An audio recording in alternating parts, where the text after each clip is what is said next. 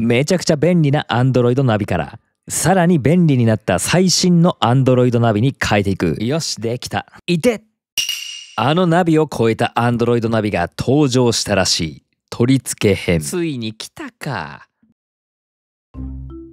いやあ、皆さんこんにちは、七草です。今日の製品はついに来ました。あの新型モデルが出ましたよとのことでレビューしていきたいと思います。何の製品かと言いますと Android ナビの最新モデルです。ポータブルタイプではなく車にがっつり設置するタイプの Android ナビです。今回レビューする製品は以前の動画でもめちゃくちゃ好評だったアトト初のサブブランドアトトゾーンのX10 という Android ナビです。これがもうめちゃくちゃパワーアップしているみたいなんでどれぐらい進化しているか楽しみです。今日は取り付け編ということで久しぶりにミニキャブ版エブリーに取り付けていきます。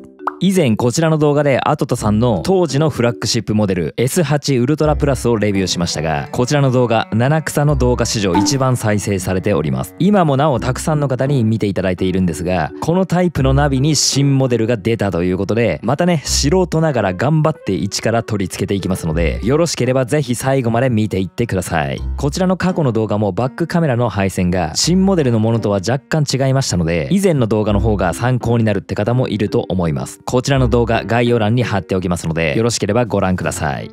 まずこちらが本体です。パワフルと書いてますね。X10 を購入した場合はこの本体のみです。続いて別売りのオプションです。こちら X10 専用のフロントカメラです。録画できます。ドラレコ要素もオプションで追加できます。続いてリアカメラ、こちらも X10 シリーズ専用で録画できます。ドラレコというよりバックカメラに録画機能がついているという感じですね。あとこちらの黒い箱、こちらもオプションでステアリングスイッチのリモコンです。それでは開封しながらいろいろ見ていきましょう。 X10 パワフルなインフォテイメントカーステレオということで、以前のモデルでも十分すごいものなんですが、さらに進化したということで使いこなせるかどうかが分かりません。 X10 シリーズは7インチ、9インチ、10インチの展開で、今回は10インチのモデルです。メモリは 8GB、 ストレージは 128GB です。でこの外箱にも書いてあるようにオンラインマニュアルと書いてあるんですよ。これまでの製品は説明書がいっぱい中に入っていたんですが、本製品からマニュアルはオンラインで見てくださいということみたいです。はい、 X10 シリーズってどんなナビなのっていう話ですが、まず種類としては Android ナビになります。通常のカーナビではございません。 Android ナビはインターネット環境が必要となりますが、ナビ自体に Android OS が搭載されているので Android ナビやタブレットと同じように使える最近ではめちゃくちゃ話題のナビです。スペックを見ていきます。 OS は Android 13、 RAM が 8GB、 ROM が 128GB、 SoC はオクタコアでスナップドラゴン665が搭載されています。 Android ナビや AI ボックスの中ではハイスペックだと思います。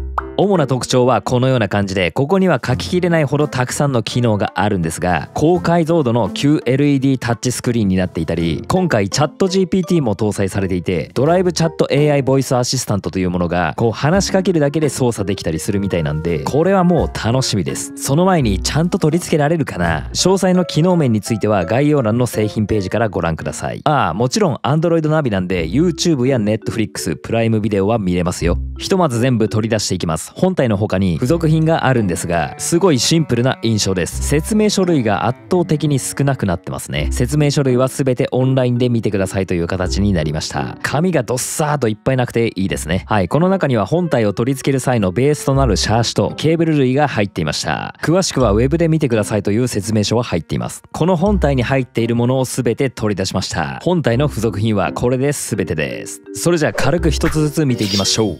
まずは本体から。サイズは10インチ、他にも9インチ、7インチとあります。その中で今回は10インチです。めちゃくちゃでかい。美味しそうにラップが巻かれているので剥がしていきます。はい、剥がれました。下の方にアトトのロゴがあって、今回はサラサラしているタイプですね。ほらサラサラ。 S8 シリーズはツルツルテッカテカの鏡面みたいな感じだったんですが、今回の X10 シリーズの画面は映り込みが少なくて触った時の指紋とかも残りにくいタイプです。こっちの方が好きかも。そして物理ボタンが消えました。すべてタッチパネルみたいです。確認したら10インチ、9インチのモデルはすべて物理ボタンがないタイプで、7インチのモデルだけ物理ボタンがないタイプのモデルとあるタイプのモデルがあります。お好みで選んでください。そして今回マイクの穴がここに2つあります。最初から内蔵マイクがついています。しかも2つ。今回付属品に外部マイクがついていなかったので、ついてないんだと思ったら内蔵されていました。けど外部マイク用のポートもちゃんとあります。気づけばサラサラしてます。背面です。ファンがここにあります。X10 は画面のすぐ後ろに接続するタイプみたいですね。ポートの名前を見ていたら文字が逆さまに書いてありました。あからさまに全て逆さまに書いてあったので、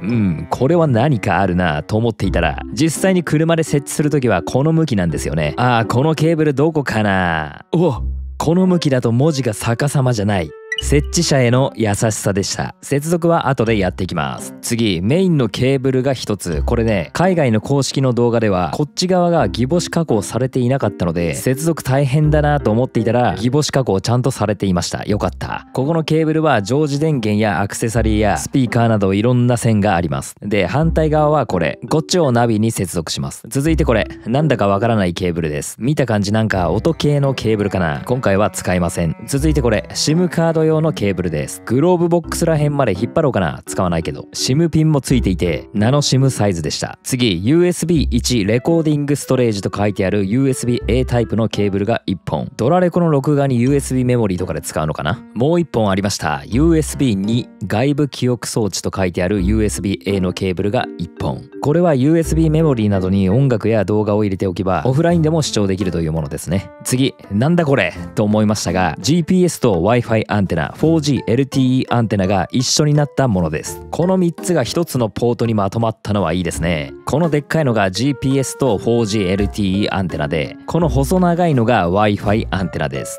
GPS アンテナと 4G アンテナ1、2と Wi-Fi アンテナですね。これが1つのポートにまとまった感じです。で、これがナビ画面につけるケースで、これに固定する耳とかをつけるものですね。なんかビニールが貼ってあるんで全部剥がします。こんな感じでディスプレイに設置します。ケースこれ上下反対になってますが、イメージ的にはこんな感じで設置します。あとフレームが一つ、今回使いません。あと付属の耳とネジ、これも今回使いません。サポートに関する説明書と、あとはこれ、本体の取扱説明書がこんなに薄いんですよ。今回中身は簡単なことしか書いていないです。ここにオンラインマニュアルと書いてあるように、基本的にマニュアルの詳細はオンラインで見てください、ウェブで見てくださいという形になっています。スマホでここの QR コードを読み取ればオンラインでマニュアルが見れます。はい、ここからはオプションです。まずはリアカメラ一気に開封します。はい、ドーン。同梱品はこちら。リアカメラ本体はこんな感じで、なんかまつげのようなものがついてますね。端子はこんな感じで S8 ウルトラプラスとは違いますね。あとナビ側に接続する二股のコネクターと、リアカメラから前に引っ張っていくケーブルです。これは後で実際に接続します。続いてこちらもオプションのフロント録画カメラ。専用のフロントカメラもあるんですね、今回。はい、こちらも一気に開けます。ドン。フロントカメラはこんな感じです。ここにレバーがあって、設置した後でもレバーで角度が調整できるタイプ。接続先もこういう端子で、同じアルファベットが書いてあるケーブル同士をつないでナビまで接続するっていう感じですね。これフロントカメラ側にもこの二股ケーブル1本入ってました。リアカメラにも同じケーブルが入っているので、どちらか1本しか使えません。あとはフロントカメラのケーブル隠しが入ってます。あとね、この黒い箱、これもオプションのステアリングスイッチなるリモコンなんですが、ハンドルだったりどこかにつければリモコンとして使えるものです。ナビ側にこの受信機をつけて操作する感じですね。予備の電池も1つ入ってました。それでは接続のイメージを見ていきましょう。はい、ナビ設置にあたりあるとめちゃくちゃ便利なものを2つ購入しました。今回三菱ミニキャブ版はスズキエブリーがベースなので、スズキ車用のオーディオハーネスを1つと、スズキ車用の車速配線カプラーを1つ購入しました。これは絶対にあった方がいいです。これがあるだけでナビと車をただつなげるだけで済みます。はい、それでは接続のイメージです。 USB1 レコーディングストレージと書かれているものがここ。左から2つ目です。基本的にコネクターが全部違うので、挿すところにしか刺さりません。 USB に外部記憶装置と書かれているものがここ。なんだかわからないこの音系のケーブルはその隣のここ。今回使わないものも含めて全部接続します。なくしちゃうからね。 4G の SIM スロットはここ。 GPS4G、Wi-Fi のアンテナはこの一つのコネクターにまとまってここ。このメインのケーブルですが、この別途購入したハーネスのギボシ同士をつなげて使う形になるんですが、この付属されているケーブルの黒い端子をここに接続します。 X10 本体のみを買った時のケーブル構成はこんな感じです。ここからはフロントカメラやリアカメラ、オプション品を買った時のケーブル構成を見ていきます。まずこれフロントカメラにもリアカメラにも1本ずつ入っているんですが1本しか使えません。この分岐のケーブルはここにリアカメラとフロントカメラのケーブルをつないでいきます。イメージ的にはこれがリアカメラの延長ケーブルなんですが、この黄色同士をつなぐという感じですね。アルファベットで F とも振ってあるので分かりやすいです。端子は4ピンで切り掛けがついているタイプです。で、リアカメラの延長ケーブルの反対側、この白い信号ケーブルが出ている G という方なんですが、こちらにはリアカメラ自体のケーブルを接続します。今回のリアカメラ、まつげがついています。雨とかが垂れてこないようにかな。ただ今回七草のリアカメラ設置箇所についてはこのまつげ余計かなと思いました。なんでかは後で説明します。はい、リアカメラのケーブルをこのように接続します。リアカメラ全体のイメージは二股ケーブルから延長ケーブルの黄色同士 F をつないで、ナビからリアカメラまでの延長ケーブルを伝って、この白いケーブルはバックカメラの信号線みたいなんですが、ちょっとこれが不安です。で、延長ケーブルの先にバックカメラ線をつなぐ、こんなイメージです。次、フロントカメラも同じイメージです。ナビに接続した二股のケーブル D にフロントカメラの延長ケーブルをつなぎます。こちらも4ピンで切り掛けがあるやつ。D と書いてあるケーブル同士、切り掛けがある位置で入ります。で、フロント延長ケーブルの先、今度は E と書いてありますね。ここにフロントカメラ側のケーブルをつなぎます。このように E 同士をつなぎます。なんでね、何も考えなくても分かりやすいですね。よし、OK。はい、フロントカメラのイメージですが、二股ケーブルの D からフロントケーブルの延長を伝ってフロントカメラ、こんな感じです。はい、現在ナビのケーブルにプラスしてリアカメラとフロントカメラもつなげたイメージです。次いきます。ここに HDMI のポートがあります。なので例えばここに Fire TV スティックがあります。今回本体自体が Android ナビなんで Android ナビに Fire TV スティックをつなげるっていうメリットは少ししかないんですが、タッチしないでリモコンが使えるとかね、例えばという話で Fire TV スティックをつなげます。こうするとナビで使えるんですが、ナビってやっぱり設置しちゃうとこの裏側っていじれないんですよ。なので七草は今回このようなね HDMI ケーブルの延長ケーブルを使います。延長すれば先ほどの USB ケーブルや SIM ケーブルと同じようにグローブボックスの中とかまでに延長することができるので、手元で抜き差しできるようになります。これは HDMI 使いたい人はやった方がいいですね。 HDMI 延長ケーブルをここに挿すだけ。あとはグローブボックスの中とかでこんな感じに接続すれば使えます。あと今回マイク内蔵されていますが、マイクポートもありますし、なんか光ケーブルを差し込めるポートもあります。なんかね、音にすごいこだわりがあるみたいですね。で、ここには車から出ているラジオのケーブルをつなげばラジオが聞けます。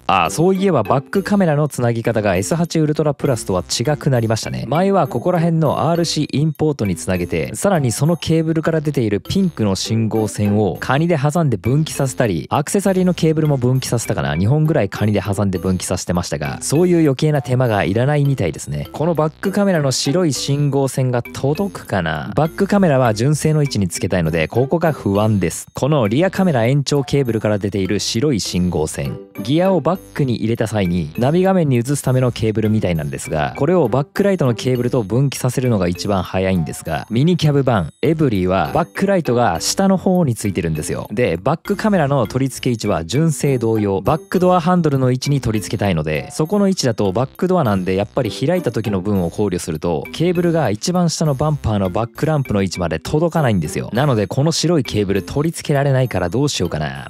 とりあえずやってみますか。あとオーディオハーネス側見ていきますか。なんやら色々あるケーブルにそのなんやら色々あるケーブルをスマートに変換してくれる優秀なカプラーがあります。これが別途購入のオーディオハーネスなんですが、車側からもこの水色のコネクターが出ているので車と接続するだけという大変便利なカプラーです。 Amazon で1000円ぐらいでした。あともう一つ、このもっとシンプルなカプラー、これもあった方がいいです。一応名前は車速配線カプラーというみたいなんですが、これこそバックの信号線に使うケーブルです。スズキ車であれば S バック、この線を使います。あとはパーキング線もありますね。これは Amazon で800円ぐらい。はい、それではこちらナビに付属されている黒のコネクター側のケーブルなんですが、一本一本に役割が振ってあります。これだったらスピーカーのことでリアのレフトのマイナスだったりとか、これだったらフロントのライトのマイナスだったりとかね、スピーカーだけでもフロントの右左、リアの右左、それぞれにプラスマイナスがあるので、スピーカーだけでも8本あります。ちなみに今回は常時電源が黄色いケーブルで ACC アクセサリーが赤いケーブルです。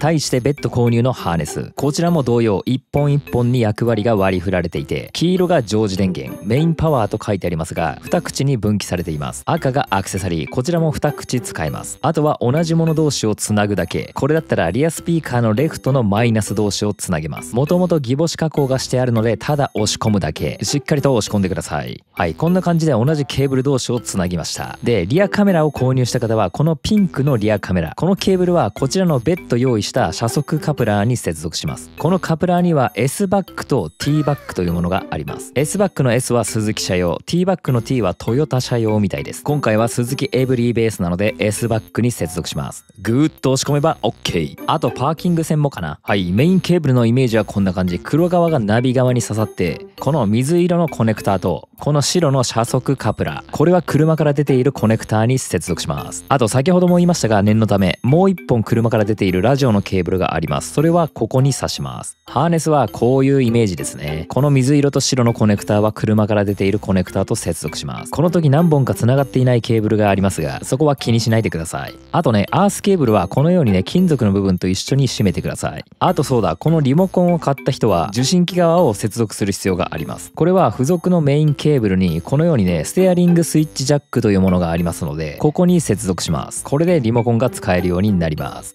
あとは細かいところを見たい方、ズームしておきます。こんな感じです。あとリアカメラの取り付け位置ですが、これ以前使っていたカメラの位置でめちゃくちゃ好調でした。こんな感じで周りにスポンジテープを巻いて水の侵入を防いでいたんですが、これ結構良かったですね。S8 ウルトラプラスのリアカメラにはまつげがついていなくて広角に撮れたんでめちゃくちゃ良かったですね。今回の X10 専用カメラはどうでしょうかね。今回のリアカメラはこれ。外観はまつげがついたってぐらいで、作りはほぼ同じように見えます。ちょっと貼り付ける土台の向きを逆にしたかったのでここを外します。これがこう。はい、そしたら前回取り付けたリアカメラと同じ形状になったのでこれでよし。しかしここに来て気になるポイントが出てきました。ここに取り付けたい人にだけに限ることなんですが、まつげが当たっちゃってやや下向きなんですよ、カメラが。まつげが当たっちゃって下向きすぎますね。まあとりあえず続けますか。新しいカメラも同様にスポンジテープで巻いていきます。使うのはこれ、幅 30mm 長さ 1m 厚さ 5mm のやつ。これ幅がはみ出るので適当にカットします。こんくらいかな。雨の侵入が防げればいいので適当に切ってます。あとは両面テープなので貼るだけ。面の位置を優先で合わせます。角に隙間が開かないようになるべく引っ張りながら貼ってます。余った部分をカットしてこんな感じでできました。これをこんな感じではめるんですが、やはりまつげが突っかかる。ここに設置したい人はね、まつげ合わないですね。そのためちょっと引っ込ませて間空いちゃいますけど、こんな感じでやりますか。あとは固定のプレートに両面テープでくっつけます。前回のカメラの剥がし残りがあるので剥がします。ちなみにこのプレートフリマアプリで1000円以下で買えます。こんな感じで貼り付けます。あと今回 X10 専用のリアカメラのコネクターはこんな感じですが、一つ前の S8 ウルトラプラスの時のリアカメラはこのようなコネクターでした。なので形状も変わってますね。それでは実際に取り付けていきましょう。はい、現在取り付けているリアカメラはバックドアハンドルの位置に取り付けてあります。純正と同じ位置です。前提ではおそらくナンバー周辺にリアカメラを取り付けると想定されているので、ここだったらバックランプの位置が近いんで先ほどの白い信号線も届きます。ただ七草はナンバーの位置じゃなくてここの位置にリアカメラを取り付けたいんですよ。純正もこの位置なんでね。ただここにつけるとバックドアなんで、このようにねカメラが上の位置までぐーっと上がっていきます。そうするとリアカメラの配線はこの中を通って下まで行く長さが必要なんですよ。バックカメラのケーブルはこのバックカメラの周辺でしかわかんないんですよね、素人の七草には。ナンバー周辺に取り付けるのではバックランプとの距離感が全然違います。なので先ほどの白い信号線は届きません。誰か上の方でバックランプの信号線ここからも取れますよっていうのがあったら教えてください。それではリアカメラを取り付けるためにここのカバーというかこの布みたいなやつを取り外していきます。ピンが刺さっているだけなのでこのような工具を使って取っていきます。このようなプラスチックのピンです。これが周囲にぐるーっといっぱいついているので全部のピンを取り外します。ピンを全て取り外したらここが取れます。バックドアハンドルについているリアカメラはこの裏にあるのでこのカバーを取り外します。ここめちゃくちゃ硬いです。クリップが2つあるんですが1つずつ外しました。思いっきり引っ張るだけです。奥の爪を気にしながら取り外します。ここにクリップが2つありました。これがバックドアハンドルです。でこのプレートの裏にリアカメラがついています。このプレートがフリマで1000円以下で買ったやつです。バックドアハンドルごと取り外すのでネジ3点を取り外します。ネジはこういうやつ。ネジ取り外す前にこっち先に外した方がやりやすかったですね。ワイヤーを外していきます。なんかこの樹脂みたいなやつがはまってるのでこれを取り外してこのワイヤーの黒い根元を下に外します。そしたらこのシルバーの L 字がはまってるのを取り外すだけ。こんな感じで取り外せます。これでバックドアハンドルが取り外せます。これが先ほどのプレートにくっつけていたリアカメラです。このリアカメラを新しいものに取り替えていきます。前のリアカメラの配線はこの赤木のやつでした。今回のものとは違います。これがこの中を通ってこの蛇腹を通って天井裏に行ってるので、このケーブル類を取り外すのにこの天井の部分を外していきます。これもこのような工具でグイグイっとやれば外れます。ちょっとね外しづらいですが、プラスチックのこういうものが入ってます。これを横の部分外して天井部分を外していきます。はい、前に来まして、こちらが現在取り付けているアトトの S8 ウルトラプラスです。これもものすごく便利な Android ナビでした。X10 に取り替えていきます。ここのカバーを外したら上からドライバーを突っ込んでプラスネジを外したらナビの画面が取り外せます。このベゼルを外す際に裏にハザードのケーブルがくっついているのでこれも取り外します。取り付ける時に戻すのを忘れないようにね。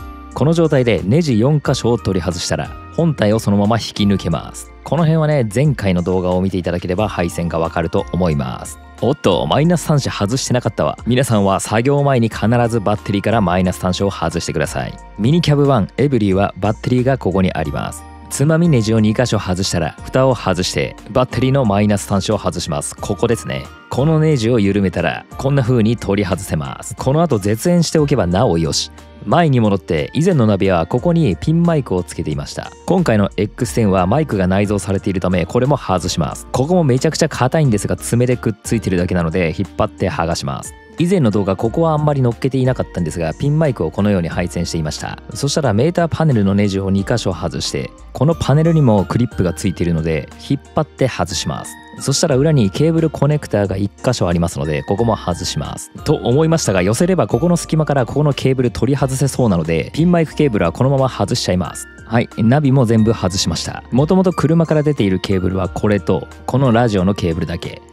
しまった。2つの意味でしまったなんですがバックドアハンドルを取り外した状態でバックドアを閉めてしまいました。こうなるとね開けるきっかけがないので開かないんですよ。この閉まった状態で内側から取り付けて開けるしかないですね。一旦この状態で取り付けて開けます。ちょっと今回はリアカメラのプレートまつげが当たっちゃう関係もあって少しへっこました感じで取り付けたかったのでプレートを外側から留めました。こんな感じで今回は外側から留めてます。ちょっと見えにくいですがまつげ当たらないようにへっこませています。保護シール剥がすの忘れないようにね。あとは既存のケーブルと一緒に這わせていく感じですね。はい、そしたらワイヤーを戻していきます。まず L 字をここに差し込んでこの黒い溝の部分をしっかりと上に押し込みます。あとはこの樹脂をこのようにはめます。これでバックドアハンドルは OK。 バックドアハンドルを動かしてみてしっかりとねこのワイヤーが引っ張られることを確認してください。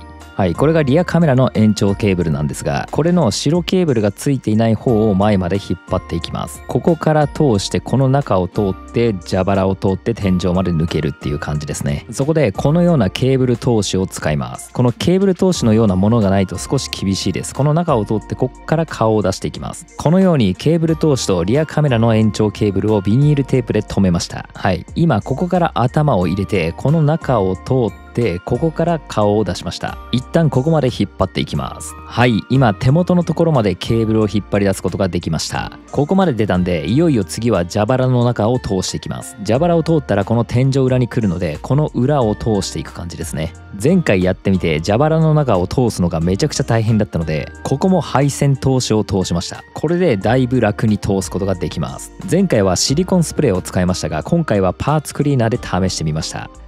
すんなり通りましたね。これをあとは前に持っていくだけ。あと後ろはこのリアカメラのケーブルを今通したケーブルにつなぎます。はい、こんな感じでつなぎました。で問題はここの白いケーブルなんですよ。これがバックにギアを入れた際にその信号を検知してリアカメラを映すようにするケーブルなんですがこのケーブルを同じように這わせるとバックランプのところまで全然届かないんですよ。こういう風にね直で引っ張らないと届かないんですよね、このバックランプの中の配線に。なので大体の人はこの辺につけるんですよリアカメラを。そうするとバックランンプも近いので配線は余裕で届きます。ただ七草はこの位置だと低すぎるのと、今後ナンバープレートにカメラが被ったらいけなくなるかもっていう情報をディーラーから聞いたので、やっぱりね純正の位置につけたいんですよね。この位置です。ただこの位置に取り付けると白い信号線がバックランプまで届かないというね。どっか上の方でこの線につなげばバックランプ取れますよっていうのがあったら教えてほしいんですが、わからないので今回はねこの信号線どこにもつながないで続けようと思います。もうこの辺にぐるぐるってやって隠そうと思います。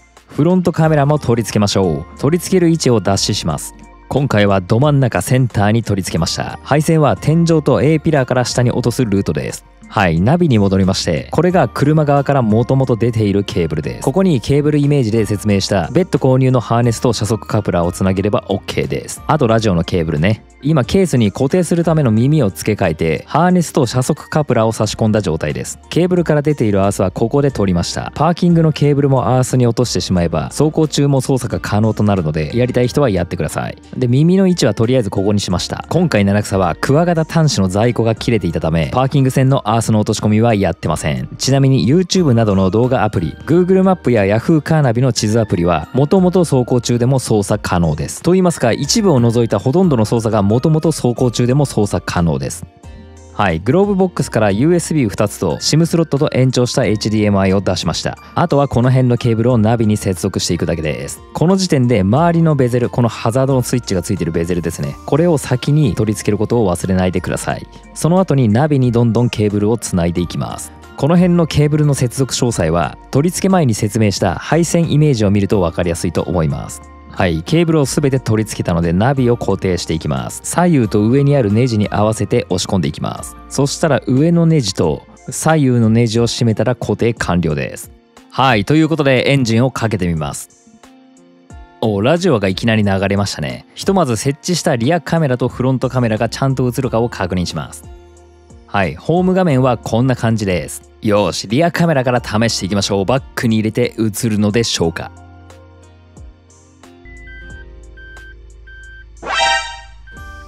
わーお、ノーシグナルと思いっきり出てますね。何も映りません。やっぱあの白い信号線つながないとダメなのかな。これはやり直しか。一旦冷静に考えてみよう。やっぱもう一回やってみるか。頼む。ですよね。これは見直しですね。かといって白い信号線バックランプまで届かないしな。一応ドラレコ録画のアプリ見てみるか。ああ、こっちは映るんだ。なんか切り替えられそうですね。ああ、切り替わった。これがフロントカメラですね。でちょんちょんってやったら半分ずつになりますね。前後で見たい方をちょんちょんってやったら全画面になりますね。全画面めちゃくちゃでかいですね。今録画のアプリを見ていましたが、今度はリアカメラアプリ、これを見てみましょう。あ、これだと見れないんだ。へえ。ってことはやっぱり信号線よくわかりませんが、なんとね、いろいろいじってたらわかりました。これね、設定から左の方の歯車マーク、ここにバックカメラ操作という項目があります。ここを見てみると答えはここでした。これ最初は左側のリアカメラが選択されているんですが、右のリア録画カメラ、こっちを選択するとここがポイントでした。いきますよ。はい、映りました。ナビのあそこの項目を変えただけ、全画面にリアカメラめちゃくちゃでかいな。ただあまり広角じゃないですね。調整したけどやっぱり向きが下向きすぎるかな。パーキングに戻すともちろん戻ります。もう一回リバースに入れると映ります。ってことはよ、白い信号線繋がなくていいじゃん。これ今繋いでいないですからね。車速配線カプラーの S バックには繋いでますけどね。それが良かったのかな。それがあったら白いケーブル繋がなくていいとか、なんだかよくわかりませんが、別途用意した S バックのケーブルに繋いだから多分切り替えもうまくいったんだと思います。何か間違っていたら教えてください。はい、取り付けしてみて気になった点です。ミニキャブ版エブリンの場合ですが、ここの隙間がだいぶないですね。ここの隙間、こういう風に握りますよね。で、今回の X10 高さ調整ができないんですよ。角度はベストなので高さだけ上げたいんですけども、できなさそうです。角度は変えれるみたいですね。なので何が起きるかというと、パーキングに入れた時に「いて!」ってこのようにシフトレバーとナビに指が挟まるんですよ。なのでこのようなタイプの車ではこのようなことが起きるかもしれないです。なのでシフトレバーの握り方をこうではなくこう持つ必要があります。少なくともミニキャブ版エブリーはこうなります。以前の S8 ウルトラプラスは高さ調整ができたので問題ありませんでした。つまりハザードのスイッチの位置も前よりかは隠れているので若干押しにくいですが、下に隙間があるので見えませんが押すことはできます。ここが設置してみて気になる点でした。はい、今回は取り付け編でしたのでここまでとなります。 X10 ナビ本体の内容につきましては次回の動画で見ていきたいと思いますのでチャンネル登録をしてお待ちください。